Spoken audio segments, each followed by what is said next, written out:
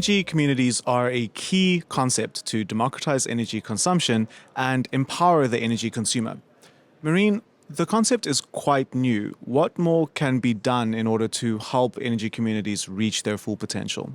So energy communities are really about the people who compose them. It's really about the governance system. It's not only about how the electricity is supplied, because of course, at the end of the day, the color of the light bulb won't change. But it's really about how people own it, how they take ownership of this concept, of the idea that the electricity that is distributed to them is something they are actively a part of. They're part of the decision making behind it. So that's why they are very, very much oriented towards renewable energy. Somehow people manage to invest some of their money into building some capacities, really clean energy capacity. And that's the beauty of it.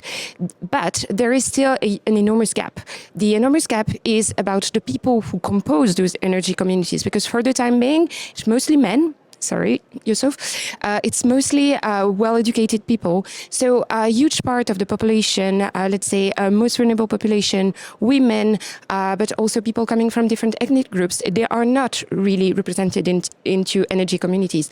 Whereas that would really help fill the potential. So there is an enormous really gap here on making sure that the electricity, the energy we receive at home and the tools that are available for us to become more, let's say, neutral in terms of energy is also something with different backgrounds can really embrace. The concept also, it can sometimes be a bit unclear in terms of what it implies and the really what makes an energy community an energy community. Is there some kind of governance structure or some kind of template that can be applied across them in order to help streamline the definition? So the European Union defined two different models of energy communities. One are like more local, the other one is more like citizen-centric. But in both cases, there is this importance of some form of governance, of really bottom-up governance, which is really, really fundamental. Then there are some subtleties with the way it's let's say, shaped, and there are different models coexisting. Certain models are more like cooperative models, so one individual, one share, one vote, for instance. Some others are more, let's say, led by utilities, even traditional utilities. They are reinventing themselves somehow as energy communities. But in both cases, I believe that we need like a mixture of those stakeholders to really make the energy community model take off, or models really take off.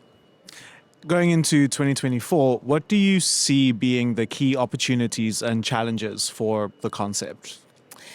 So that's a tough question because the European Union has just, voted for different models and certain directives, and many of them still need to be implemented, meaning they need to be translated into the national context. And just to give you an example, for instance, for energy communities, only a couple of weeks ago, the Italian government received a green light for the transposition, for their interpretation, really, of the energy community within the Italian context. So, it's going to be about how governments really make use of those different directives that exist and how they translate that into their national laws, and then how, at the very local level, how this becomes energy communities.